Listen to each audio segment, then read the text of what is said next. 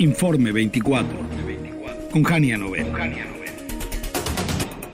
Hoy vamos a hablar de una red que seguramente ustedes la utilizan, les gusta, les fascina, les entretiene o los hipnotiza. Les estoy hablando de esta aplicación TikTok. Tiene más de 170 millones de usuarios en Estados Unidos y no sé cuántos más en el mundo. Ya vamos a ir platicando de los millones de seguidores, pero bueno, se encuentra en el centro de un pulso geopolítico entre Washington y Pekín. Fíjense, el gobierno estadounidense exige a ByteDance, su empresa matriz en China, vender la operación de la plataforma en territorio norteamericano o enfrentar la prohibición, que no se puede utilizar. Tras estas intensas negociaciones, ambos países han alcanzado un acuerdo marco. ¿A qué me refiero? Que permitiría este acuerdo que TikTok siga operando, aunque quedan muchas dudas sobre el control del algoritmo y la seguridad de los datos, de nuestros datos personales. Vamos a entender el alcance tecnológico y social de este conflicto. Vamos a platicar con Emilio Saldaña, nuestro querido amigo Pisu, especialista en redes sociales y tecnología. Aquí, querido Pisu, ¿cómo estás? Muy buena tarde. Muy buena tarde, querida Jania. Qué gusto saludarte y saludar a tu audiencia. Muy feliz viernes. Igualmente para ti. ¿Qué significa? ¿Qué significa este acuerdo marco entre Estados Unidos y China para TikTok? ¿Cómo lo ves? Lo veo muy valioso en muchísimos sentidos porque justamente como muy bien estás comentando, estamos viendo detrás varias cosas. Digamos, de entrada estamos viendo a un presidente Trump que se dibuja en una sola pieza porque hoy dice que atendió los requerimientos de padres y madres de jóvenes que lo buscaron para decirle: oye, no nos quites TikTok porque a mis hijas e hijos les gusta mucho, y se pinta como este héroe que escucha, que está cerca de la gente y que atiende sus necesidades. Y es importante recordar que es el mismo presidente Trump en su primera administración quien le pone el ojo encima a TikTok y los acusa de espionaje, los acusa de robo de datos y los acusa también de inferir o de influir, más bien de influir en los contenidos que consume el público estadounidense a través del famoso algoritmo. Y hoy escuchamos a este presidente Trump que se erige como el rescatador. Y vaya, en muchos casos lo está haciendo porque esta semana se firmó la cuarta extensión, la cuarta orden ejecutiva de parte del presidente Trump precisamente para permitirle a TikTok continuar operando hasta el 16 de diciembre. De otra forma, el 17 de septiembre, es decir, esta semana, Jania, habríamos visto un apagón nuevamente en Estados Unidos para TikTok porque la ley así lo requiere. Y es curioso, el presidente Trump acusa a TikTok en su primera administración e impulsa una ley. Al presidente Biden le llega esta ley ya trabajada a su escritorio y se ve comprometido, digamos, en términos políticos a firmarla, y es el presidente Trump quien cuando llega al inicio de su administración sufre este primer bloqueo en el mismo prácticamente fin de semana en el que se estaba haciendo su toma de posesión y prácticamente rescata a TikTok firmando una primera orden ejecutiva. De entonces a la fecha llevamos con esta 4 firmas o órdenes ejecutivas en las que el presidente Trump extiende el plazo legal para que TikTok pueda operar. Lo que está interesante, Jania, es que en esta ocasión, déjame muy rápido recordarle a nuestra audiencia y compartir contigo nuevamente que se presentaron cosas muy curiosas en el bloqueo que sufrió un fin de semana a TikTok en Estados Unidos, pero entre las que tengo muy presentes es que no podías descargar la aplicación ni de Google App ni de Apple Store.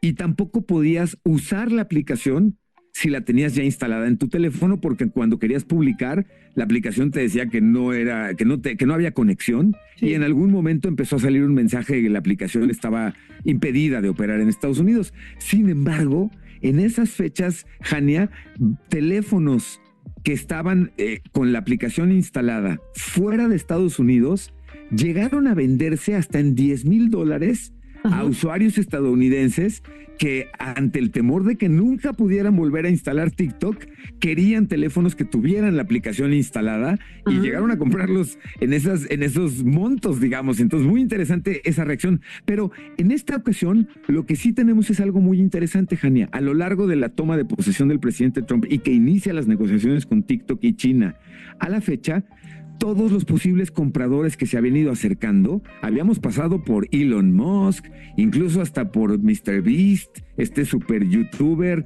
pasando por empresas muy serias y grandes. Todos se habían ido bajando del barco, o se habían ido echando para atrás hasta hace apenas unas semanas, en el que había un grupo de compradores muy serios, pero que anunciaron que finalmente se había disuelto y no habían llegado a ningún acuerdo. Ahora sí, anunció el presidente Trump que había llegado a un acuerdo con China y a la firma de esta orden ejecutiva para que pueda operar de aquí a diciembre. Pero además, sí van a operar, ahorita van a poder operar a través de ese permiso, se vendan o no, que ese es, digamos, como el primer gran notición para Estados Unidos y para TikTok por seguir operando sin tener que tener este comprador inmediato. Pero también anunciaron, Jania, que ya tienen a un grupo que está liderado por la empresa Oracle de bases de datos, Silver Lake, que es una empresa de fondos e inversiones, y Andreessen Horowitz, que es también una empresa de inversión y fondos, que en este caso este último, Andreessen Horowitz, está comandada por su fundador, Andreessen precisamente, y este personaje, Jania, es bien relevante. Él invirtió en Mosaic, el primer navegador prácticamente web que tuvimos en Internet. Fue fundador e inversionista de Netscape posteriormente, el navegador que se hiciera pues un navegador icónico de la primera era de Internet. Y después ha invertido en la empresa que se les antoje tecnológica, pasando por Facebook, por Instagram, por Snapchat, por Twitter en su momento. Es decir, es un viejo lobo de mar en términos de inversionistas relacionados con tecnología y con Silicon Valley, y la presencia de su parte en este acuerdo que anuncia el presidente Trump le da una certeza muy importante a que es gente que sabemos que entiende del mercado, entiende de poner dinero en este tipo de proyectos y hacia dónde llevarlos. Y lo que más sorprende, Jania, pues es que anuncian una participación, estas tres empresas, del 80% en una nueva compañía que será la dueña de TikTok en Estados Unidos, y ByteDance, la dueña del algoritmo y la dueña actual de TikTok a nivel global, por supuesto, se quedaría con el 19.9%.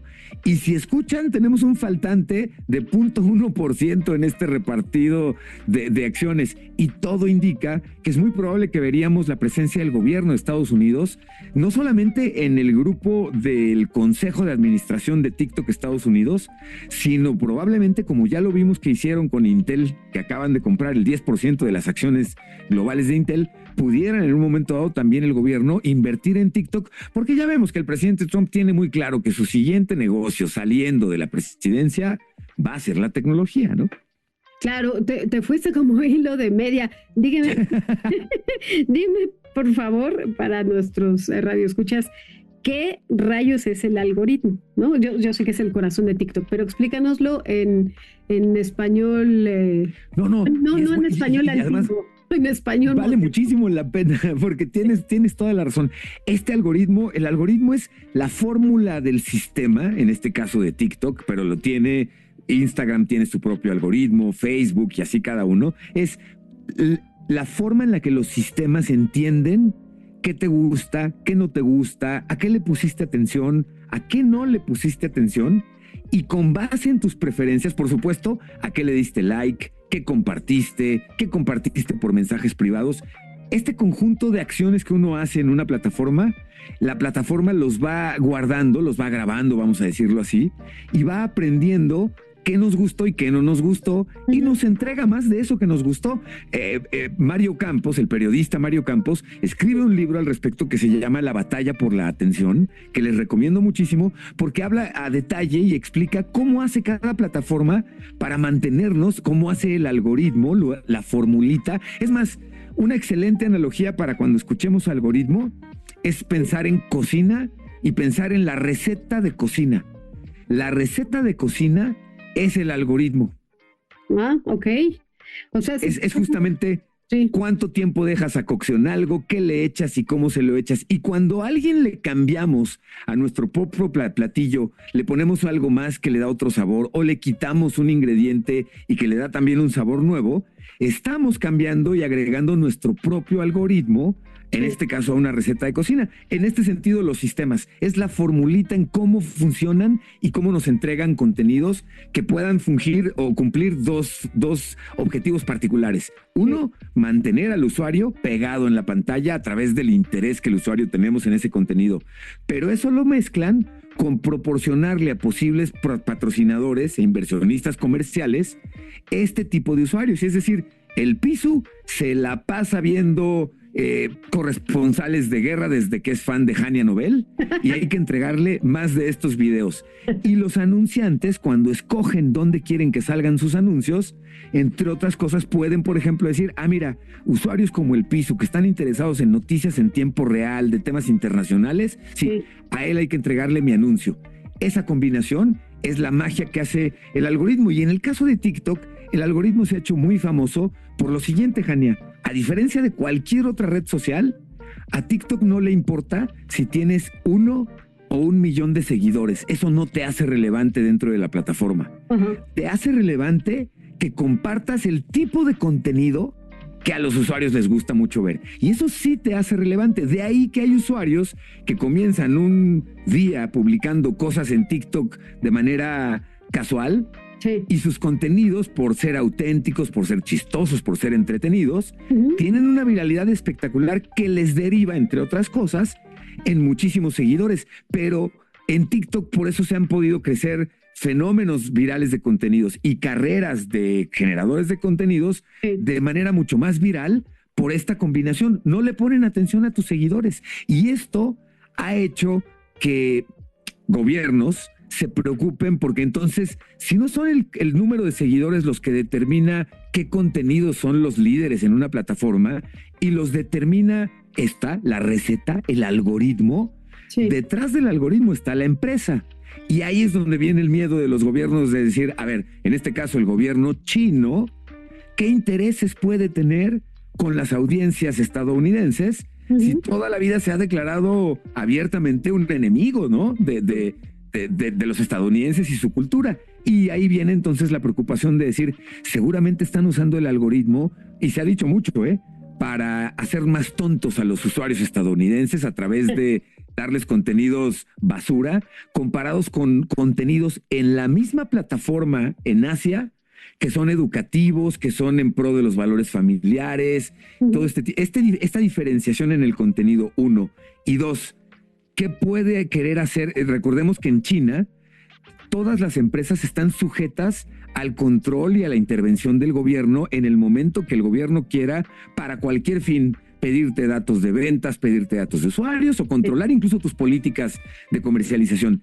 Y ante esta posibilidad, al gobierno de Estados Unidos le da pavor la idea de que entonces el gobierno chino pueda, como ya decíamos, controlar o influir en la ideología a través de la receta, del algoritmo, y también tener datos de estadounidenses de georreferencia, de los gustos que tienen, y esto pone en peligro la seguridad nacional. Esa es la interpretación que le dieron cuando generan esta ley, que entonces lo que dice es, ok, vamos a mantener a TikTok en Estados Unidos, pero vamos a obligarlos a vendernos un gran pedazo a una parte estadounidense que nos permita controlar qué hacen con los datos y que los datos vivan en Estados Unidos, nunca en China. Pues la conversación, como siempre, queda abierta.